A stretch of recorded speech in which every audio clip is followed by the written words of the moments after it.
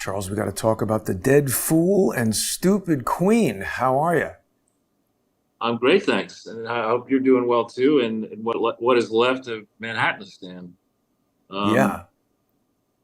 so I woke up this morning. And generally, I wake up in a good mood most days. But I started thinking about the predicament we're in now with this stupid queen pretending to be a legitimate candidate for president following a quote open primary process. That caused me to think through, what was the last time we had in this country uh, somebody running for president who had never really been battle tested? And I thought of Gerald Ford. And in 1976, I was 20, and I wasn't all. I mean, I suppose I was interested in politics, but I wasn't, you know, supremely captivated by it. And I had forgotten that in the 1976 presidential primary season, Gerald Ford and Ronald Reagan had a pitched battle over the course of primaries in every state and in Washington, D.C. for the first time in Republican history. And neither of the two candidates entered the convention with enough votes to have the nomination. So this is, that's a real primary, right? And then there was they duked it out at the convention. Reagan made a mistake. He announced that he would appoint a liberal Republican as his vice president. And that pissed off the conservatives who had supported him. So enough conservatives switched so that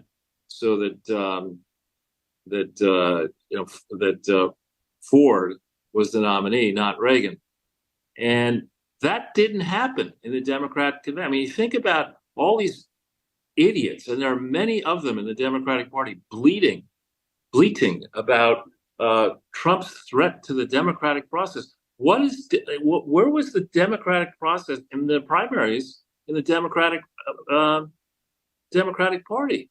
I mean, here you had Robert Kennedy Jr., who I think certainly had legitimate Democrat credentials himself, having fought tirelessly in a long career against the health. I would call it an oligopoly that is together with the food oligopoly, poisoning most of America and subjecting our country to extremely high, unprecedentedly high costs. Our health system is badly broken. Here you had a champion for fixing it in Robert F. Kennedy. You had, the guy, his personal life, of course, is complicated, but so too is Joe Biden's. So too is Barack Obama's. Many presidents, Bill Clinton, Hillary Clinton, have had very complicated, I would say, disqualifying personal lives. But nonetheless, they either became candidates or became presidents. And the Democrat Party, the party of democracy, froze Robert F. Kennedy out of the primary season and decided, the Biden-Harris administration decided that a member of the military, Tulsi Gabbard, who had gotten more, many people got, probably write-in candidates got more votes than Kamala Harris did in the 2019-2020 primary season, because she didn't get a single vote. But Tulsi Gabbard got more votes than she did. Tulsi Gabbard was a sitting congressperson as a Democrat, and the Biden-Harris administration decided that she was a national security risk for her criticisms of grievously failed policies of the Biden-Harris administration. So they put her on a terror watch list. And you're talking to me, you have the gall as the mainstream media to talk to me about Donald Trump being a threat to the democratic process? There is no democratic process in the Democratic Party. That is plain for all of us to see. We have a senile sock puppet who is figuratively dead. Technically, he's alive, but politically, he's figuratively dead. I mean, he got up on The View today to spew with those idiots and waste time going into TV studio to claim that he delegated all of his foreign policy and domestic policy responsibilities to Kamala Harris, which flatly contradicts what Harris has been saying, that Harris is working, quote, on the new ideas and Biden was handling the old ones. I mean, we have a liar, a corrupt liar, a vindictive, corrupt liar who, still as president of the United States, who long ago should have been turfed out of the White House using the 25th Amendment. Kamala Harris was derelict in her duties there. She was derelict in her duties as border czar. We have pandemonium, chaos, anarchy in our major cities. We have the FBI lying about the crime statistics because prosecutors aren't prosecuting crimes in major cities. And the FBI has decided that it's okay to have the major cities where all the crime is happening not report in the FBI report. Then you have that moron, Pete Buttigieg. I was all over his ass on Twitter yesterday. You know, he said, he did one tweet, crime is down. Well, you know, I don't know. He has an obsession with going down, I guess, but you know, crime is not down. Maybe in the bubble in which he lives, crime is down because he has, you know, armed people with arms that ordinary Americans are not allowed to own are protecting Pete Buttigieg and his family. In his, well, probably he's renting or he owns a mansion somewhere. But crime in Washington, D.C. is up. Philadelphia is a crime spree. New York is a crime spree. I left New York City because, in part, I feared for my safety, not over my political views, but just over the fact that there are bums and beggars and criminals living on the streets, pestering people who appear to have any money. And I just didn't want to suffer the tragic consequences that others are suffering in New York City on a daily basis. And this fucking moron, Buttigieg, gets out there with that stupid smile and his stupid personal ex account with a tweet that says crime is down. And the responses to that tweet and another one that he made to try to defend it were savage. That douche was savage on his own personal ex account. And that's just one of the many data points. This whole Kamala Harris quotes campaign, there never was a campaign. She's never sat for a serious interview. She's now going to sit with a sock puppet in the lamestream press, Stephanie Rule. That's going to be her first sit-down interview. You know, they're manufacturing softballs on triple overtime at the softball factory for the questions that she's going to get there. There'll be no tough follow-up of her. She has an abysmal record in her job as vice president. And then people have started to get in. She's trying to say, you know, I was a prosecutor. Now they're looking into her record as a district. She didn't prosecute any tough cases herself. And the ones that were prosecuted in her name that are coming to light are a disaster. A self-respecting person wouldn't lift her head in public to even mention what she did. There was one case of a woman, a black woman, whose daughter had health problems, and Kamala Harris prosecuted the mother for allowing the daughter to be truant. Why was she truant? Because she was dealing with health problems, and put the woman in jail.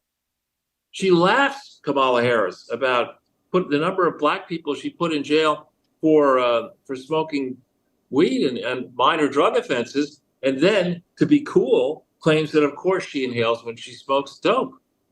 And now Candace Owens said, you know, she's lost it, I think, on her comments about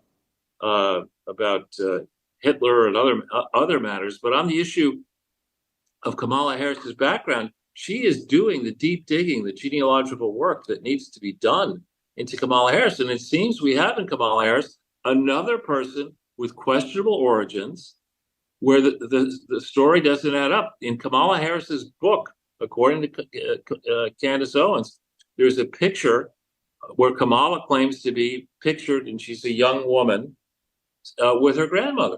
Well, her grandmother died 4 years before Kamala was born. So how did the publisher let that picture through? And what is the truth about Kamala Harris's actual origin story?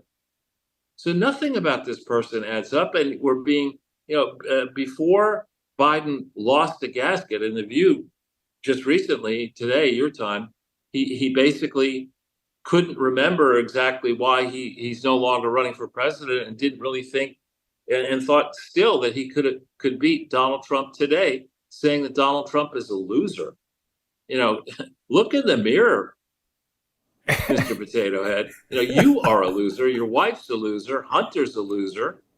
Your whole family are a collection of losers. Nobody understands. There's no other family in America that has gotten two mansions through private. Oh, I strike that, the Clintons. Starting from nothing through a life of public service. The Biden family has actually three mansions. They have an estate down in, I believe, St. John in the American Virgin Islands.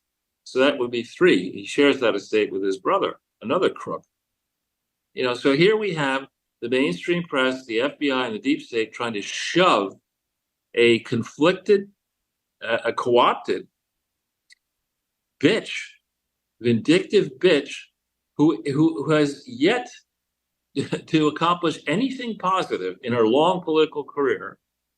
And she's talking about, in an interview that she gave, a speech she gave at the Pittsburgh Economic Club, she said that she's going to start experimenting on the American public, just as Franklin Roosevelt did when Franklin Roosevelt. No, you're not. That's not going to happen, Kamala Harris. What kind of experiment is she talking about? She did not participate in a primary process. She is not a legitimate candidate for president at this point. She was never vetted.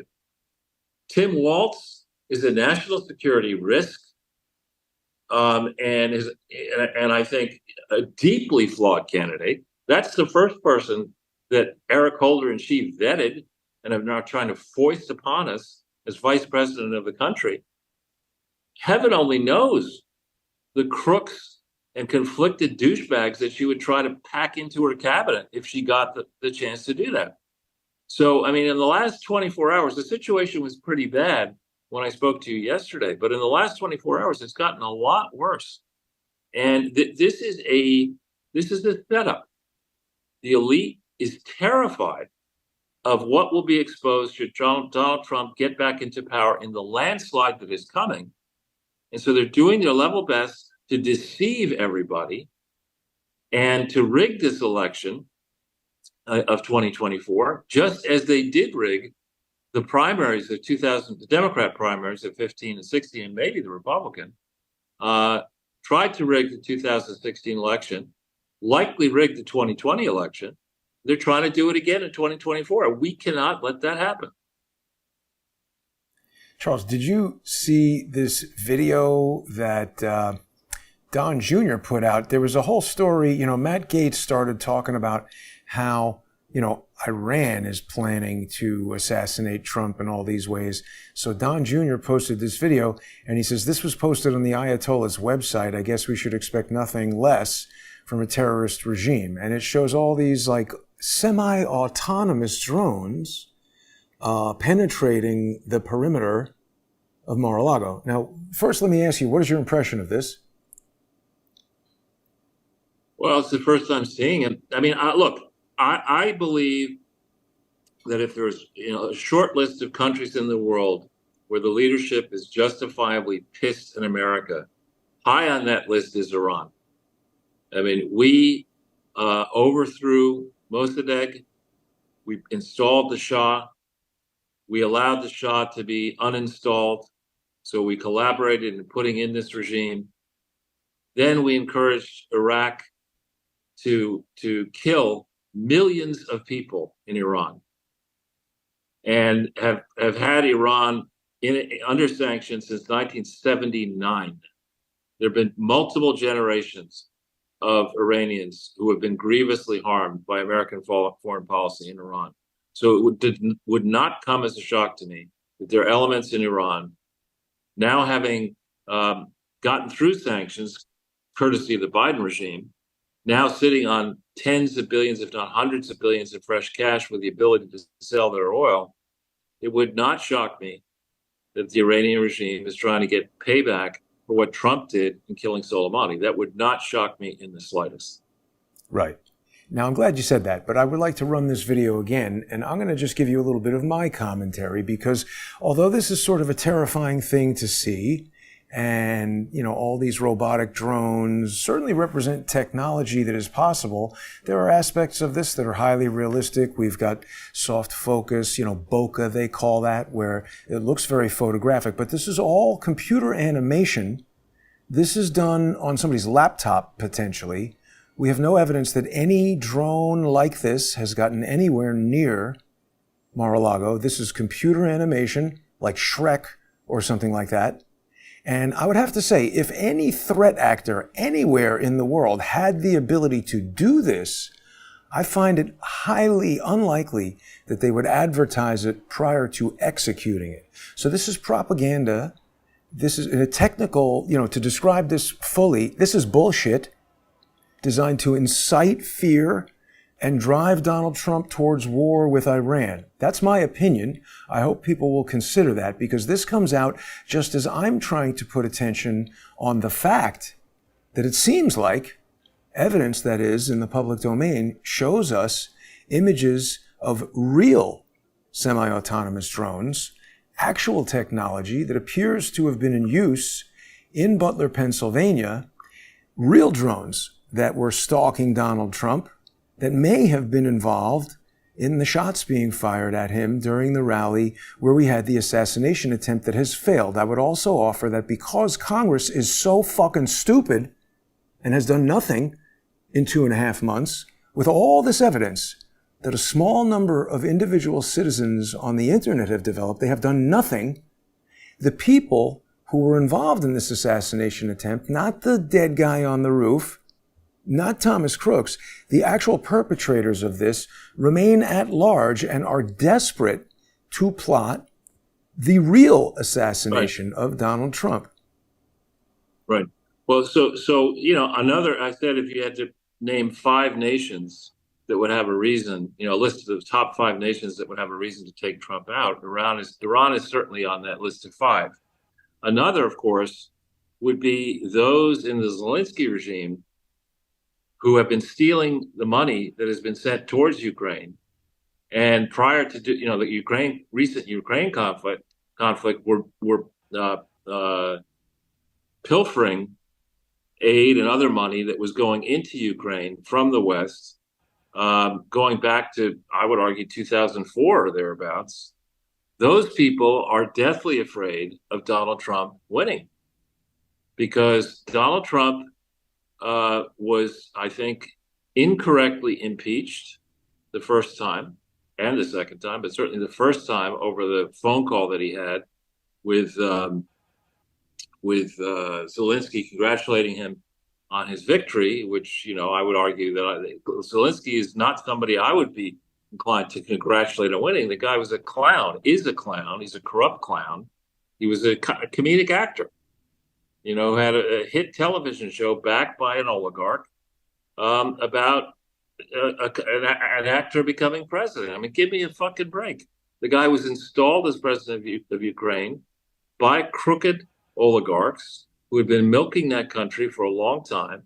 These people have a lot to fear because they had bought off the Biden family. They probably bought off Lindsey Graham and John McCain and others in the Republican Party. And they thought they had a great shtick going. People regard the Ukraine as a backwater, and these Ukrainian oligarchs, became billionaires off the American taxpayer. They're laughing their way, probably screwing hookers right and left, and having a big old time around the world on yachts and mansions and private planes. And so there certainly is, I think, a Ukrainian motive to stop Trumping. There's also a motive, just to continue on what you're saying, I'm sorry to interrupt, Charles, but there's also a motive to continue the war in Ukraine by the people that are making billions of dollars selling weapons in Ukraine. And, you and I had a really interesting interview with our buddy there, Cy Hirsch. And we still don't know exactly how this destruction of the Nord Stream pipeline was achieved. This is Anduril, the company we've been talking about a lot lately. I never heard of this thing before a few weeks ago, but they do make a very sophisticated underwater drone. Now, I have no evidence that this was used in the destruction of the pipeline, but certainly it's sophisticated technology, and there are people who have an interest in perpetuating the war who are right here in the United States. Right. And just if I want to draw another connection, because I don't know how much time we have, and I want to make sure we get this in before we go into the First Amendment Forum. The Clinton Global Initiative is just finished. And that is a corrupt enterprise that Epstein claims he invented through his lawyers seeking clemency in his sentencing in Dersh. 2007-8. Right. Epstein takes credit for this Clinton Global Initiative. I mean, that's not exactly the first person I'd want to say. The founder of the Clinton Global Initiative is Jeffrey Epstein, renowned pedophile, lunatic. It was like the P. Diddy school for children. Right. I mean, I suppose, if you think through the Nobel Prize, I mean, Alfred Nobel invented or popularized the use of dynamite. And a lot of people have been killed through, and then he's going to give out his descendants are going to give out prizes. And you got the Rhodes Scholarship. I mean, Cecil Rhodes is not exact. Why not have the Epstein Peace Prize or the Epstein, Piece of Ass Prize? But anyway, the Clinton Global Initiative was concocted by Jeffrey Epstein and I think Doug Band and Bill Clinton, and it is absolutely not a charity. But some of the very early backers of the Clinton Global Initiative and the Clinton Foundation were Victor Pinchuk and his wife. Victor Pinchuk being a very suspicious oligarch who has backed Republicans and Democrats. But he and his wife, their two foundations, have given more than, I believe, $10 or $20 million towards these Clinton operations, which are fake charities. They're influence peddling exercises. The Clinton Foundation began operations illegally in Ukraine in 2004, according to press releases that they and the Ukrainians have issued. So for 20 years, the Clintons have been in Ukraine, grifting off the oligarchs. While she was Secretary of State, there was a lot of grift involving Ukraine and many other countries. She decided as Secretary of State, that noble public servant, that she would not be subjected to Freedom of Information Act requests. She got rid of the state. She continued the practice of there being no inspector general at the State Department. She conducted 100% of her government business on private, unsupervised, uncontrolled secret servers in her toilet or her bathroom or whatever, at Chappaqua and elsewhere. And here we are, we're just sitting and taking. I mean, it'd be one thing if the U.S. government made a surplus every year and sent every American a check for $10,000, because they did such a good job running the government. But that's not happened. Under Republicans and Democrats alike since 1988, the debt in our country has soared, not just at government level, but across the entire economy. Our government deficits are out of control. Our governments, the New York City government, as we speak, the New York City government, at least apparently, is under FBI investigation, is being shaken down and taken down. Who knows why? Who knows how deep the rot is with P. Diddy and others? But it's a shambles in New York City. It's a shambles in Baltimore. It's a shambles in Chicago. It's a shambles in San Francisco. Everywhere there's a Democratic elite, and there's no prosecutor. Crime is rampant. And we're supposed to believe that there's really any debate as to whether or not Donald Trump would be a better president than Kamala Harris. I mean, it's not close. Then there's the report on the internet, which does make sense to me. I don't really hang around with many low IQ people, but Harris strikes me as a low IQ person. And there's an internet report, it may be bullshit, where somebody who was with her in Howard claims that they had to all take IQ tests, and she was delighted to receive a 78. Now, the average intelligence level, according to an IQ test, is 100. If you're 78, it's a logarithmic scale, so it doesn't mean you're only 22 points worse. You're way worse than average if you're 78. If she truly is a 78, that would explain a lot to me. I mean, certainly her public appearances, her utterances are not even stupid. They're moronic. She cannot string a sentence together. She has a difficulty with emphasis, right? I mean, she emphasizes stupid things as if they're brilliant. She can't seem to pick her battles, right? She doesn't have time to go to the southern border when crime is rampant.